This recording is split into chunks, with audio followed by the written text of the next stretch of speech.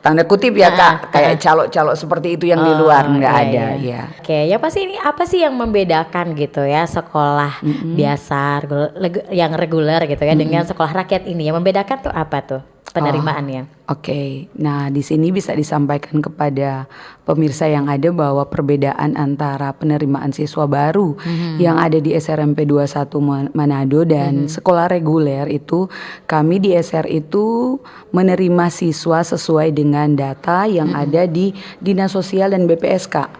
Jadi tidak ada semacam kalau di sekolah reguler itu. Bagaimana nih mekanisme rekrutmen siswa berbasis DTSN ini dijalankan dan tujuan utamanya itu apa sih sebenarnya? Oke, jadi seperti yang sudah saya sampaikan tadi Kak, bahwa penerimaannya berdasarkan data TSN itu, nah itu berdasarkan hasil dari data yang ada di Dinas Sosial.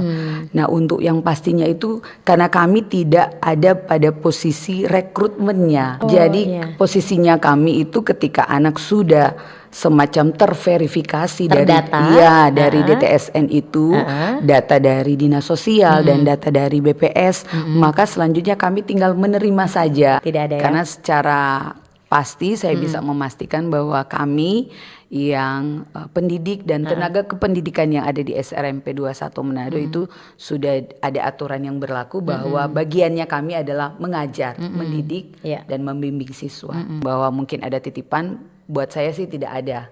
Karena kami murni hanya menerima anak yang sudah diverifikasi oleh pemerintah kabupaten kota.